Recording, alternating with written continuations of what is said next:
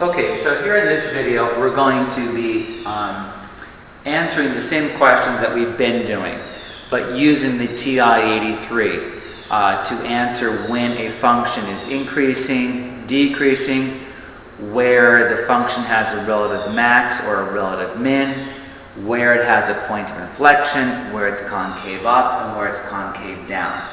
So these are functions that we may not be able to solve for when we set it equal to 0, so therefore we'll use our TI-83 to answer these questions. So let's suppose I just made up a function that f of x equals the function x plus the cosine of 2x. And let's just go on the interval from 0 to 2 pi. Okay, so we'll put that in y1, and we'll go x plus cosine of 2x. Remember, we're always in radian mode. And so we'll put that into y1. And y2 will put its derivative. And we know the derivative of this would be 1 minus sine 2x times 2. But we're just trying to get used to using the 83 to do these calculations. So to put the derivative in y2, it's math 8, or n derived of y1 with respect to x with respect to x. And we'll turn off the first equation. So where the equal sign is highlighted, cursor on top of it, and hit enter to deselect it. Only make sure that y2 is highlighted, so it graphs only the derivative. We're on a closed domain, open interval, but still we're only going from 0 to 2 pi. So hit window, x min would be 0, x max would be 2 second pi, and let's graph the derivative. Okay, so we're really graphing negative 1 minus sine 2x times 2. Alright, so there's lots of questions that we could answer given the graph of f prime. The first question we could talk about is how many critical numbers are there? Critical numbers occur, remember, where the derivative is 0 or where it's a d and e, provided the number is in the domain of the function. So in looking at the graph of that, it would hit the x-axis, the graph of the derivative. That's what I'm looking at, the graph of the derivative, to see where it equals 0. I have 1, 2, 3, 4 locations. So there are 4 critical numbers. We could also answer the question, when is f increasing? Well, f is increasing when f prime is greater than 0. So what I need to calculate are all those critical numbers. So hit second and calculate, 2 for 0. And we got to get to the left side of that first 0. And find your cursor, watching the x and the y value on the screen. A little bit of work here.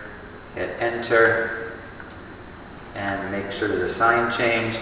And the graph does look like this, by the way. This is something, well, we're only going from 0 to 2 pi. So the graph looks like this. Okay, and here are our critical numbers. Okay, and the first 0 we get is x equals 0.26179. The next one, second calculate, 2 for 0. Left bound, cursor till you're on the left side of it. Cursor past it. And hit enter. And the second 0 comes out to be x equals 1.3089. Second calculate, 2 for 0. And you can also select your own left bound. You can hit, for example, 3, enter, and it will move the cursor right to 3 rather than keep hitting the arrow key. And then the third one, this one right here, is x equals 3.4033. And the very last one, second calculate, 2 for 0. I'm going to hit 4. And then I'm going to hit cursor right and cursor on top. And for the very last one, we get x equals 4.4505. Okay, so this is right here, this is x and this is f prime again. So these are my four critical numbers. So when is f increasing? That is when f prime is greater than 0. So it would be increasing when f prime is above the x-axis. So it's going to be from 0 to 0.26179. And it's also above from 1.3089 to 3.4033, and then it's above from 4.4505 to 2 pi, which is just over 6. Where is f decreasing? F is decreasing when f prime is less than 0. So where is the graph below the x-axis? So it would be decreasing from this x to this x, which is 1.3089 to, hold on, no, it's from this one to this one, right? So that is 0.2619 to 1.3089, and then it's also below from here to here, which is 3.4033 to 4.4505. We could also answer, where does f have a relative max or a relative min? So there's a relative max when f prime changes signs from positive to negative. So that would be at this x right here, which is 0.26179, as well as over here at 3.4033. Where does f have a relative min? That would be f prime changes signs from negative to positive, and that would be at x equals 1.3089, and then from negative to positive here at 4.4505. Okay? So we can answer all those questions given that graph. Let's go to the second derivative. We could also graph y double prime.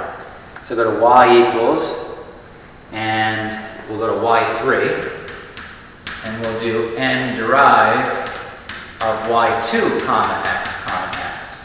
So it's going to be vars, y vars function 2 comma x, and don't forget to turn off, but at first I have to hit math 8.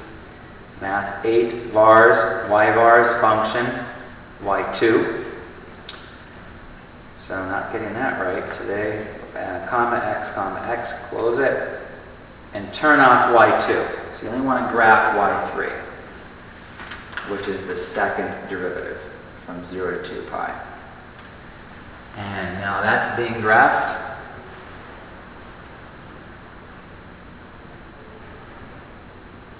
And here it comes again. You know, sine and cosine are periodic, so we often get several values. So now let me erase this.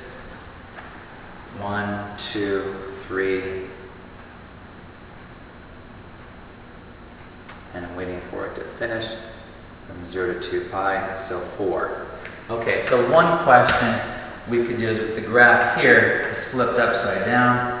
We've got something like this going on, like that, and this is f double prime. So these would be the points of inflection, because that is where f double prime changes signs. Where would the graph of f be concave up? So suppose we found these values, we'll call them A, B, C, and D. The graph of f would be concave up when f double prime is positive.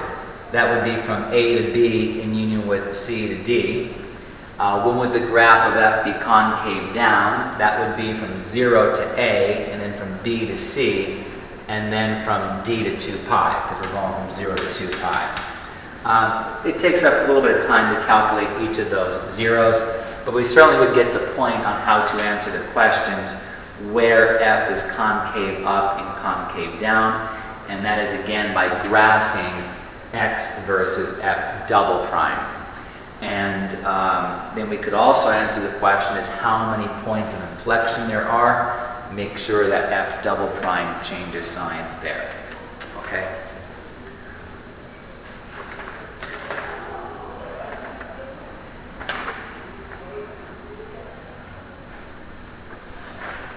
Now, given a particle motion kind of question, and if we could do that, we could also do a particle motion kind of question. And that is, suppose we're given x at t equals 2t cubed minus 13t squared plus 22t minus 5 for time 0 and greater. Okay. We know we could take the derivative, but let's just get practice at using the TI-83. So let's put in the function in y1. So let's put this in y1, and t of course will be x. So it's going to be 2x caret cubed minus 13x squared plus 22x minus 5. And we're going to turn that off because we're going to ask, or be asked, when the velocity equals 0 or when the particle is at rest. So I only want to graph y2, which is the derivative of y1. So turn off all the other equations. So again, y2 should be n derive of y1 comma x. Okay? And I'm going to hit that enter, turn that on, and turn off y3. And mine's still turned on. Okay? So time here, let's go to window, and let's just go, say, from 0 to 10, and graph. So there it is, graphing the velocity from 0 to 10, and we are looking for the time t at which the particle is at rest. We're only going to get 2 because we're given a cubic function, and its derivative is a square, which is a parabola. So we're only going to get 2 values. So second, calculate 2 for 0, cursor to the left bound. Okay, so the graph looks like this. It's a parabola concave up. And this time comes out to be equal to 1.153. And this time value comes out to be 3.180. And remember, because this is the graph of time versus velocity, we could also answer when the particle is moving right and when is it moving left. It's moving right from 0 to this time, which is it's moving right from 0 to 1.153, and then from 3.180 to infinity. It would be moving left between these two times, between 1.153 to 3.180. The next question is, find the values of t for when the velocity of the particle is increasing.